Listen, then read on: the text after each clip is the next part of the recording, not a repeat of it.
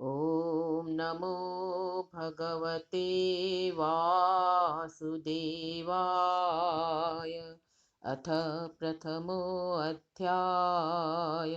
भवान् भीष्मश्च कर्णश्च कृपश्च समितिञ्जयः अश्वत्थामा विकर्णश्च सौमदत्तिस्तथैव च। नमस्कार। इसके पहले की कक्षा में हमने आचार्य द्रोण और भीष्म पितामह का संक्षिप्त परिचय पाया था। आज हम कर्ण, कृपाचार्य, अश्वत्थामा, विकर्ण तथा सौमदत्ति का परिचय प्राप्त करेंगे। कर्ण कर्ण कुंती के पुत्र थे। कुमारी अवस्था में सूर्य देव के प्रभाव से इनका जन्म हुआ था, किंतु समाज के डर से कुंती ने कर्ण को पेटी में रखकर नदी में बहा दिया था। बहते बहते वह पेटी हस्तिनापुर पहुंच गई और अधिरथ नामक सूत को मिलती है। उन्हें कोई संतान नहीं रहती है, इसलिए अधिरथ पेटी को अपने घर ले जाते हैं और वे और उनकी पत्नी राधा इनका पुत्रवत पालन पोषण करते हैं। इनका जन्म कवच और कुंडल के साथ ही हुआ था। ये परशुराम के शिष्य थे। शस्त्र विद्या और युद्ध विद्या में ये अर्जुन के समान थे। दुर्योधन के ये परम मित्र थे। कर्ण सूर्यदेव के परम भक्त थे और उस समय उनसे जो कुछ मांगता था ये उसे दान में दे देते थे। द्रोणाचार्य के बाद महाभारत युद्ध में 2 दिनों तक प्रधान सेनापति रहकर ये अर्जुन के द्वारा मारे गए थे। कृपाचार्य कृपाचार्य महाराजा शांतनु ने इन्हें कृपा कर पाला था, इसी से इनका नाम कृपाचार्य पड़ा था।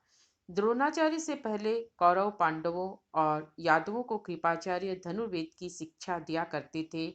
महाभारत युद्ध में कौरवों का अंत हो जाने पर भी ये जीवित रहे और राजा परीक्षित को इन्होंने अस्त्र विद्या सिखलाई।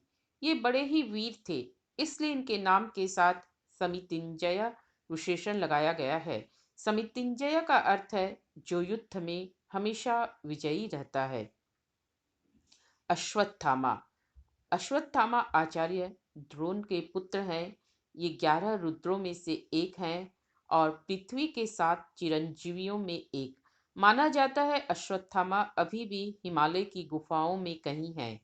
महाभारत के युद्ध में द्रोणाचार्य की मृत्यु और दुर्योधन की हार के बाद क्रोधित होकर रात के समय पांडवों के शिविर में जाकर अश्वत्थामा ने धृष्टद्युम्न और सभी पांचाल पुत्रों को मार डाला और द्रौपदी के 5 पुत्रों को मार डाला। साथ ही इन्होंने उत्तरा के गर्भ को नष्ट करने के लिए ब्रह्मास्त्र का प्रयोग किया, किंतु भगवान श्री कृष्ण ने अपने योग बल से उसे रोक दिया। अश्वत्थामा अपने मस्तक पर दिव्य मणि के साथ ही पैदा हुए थे।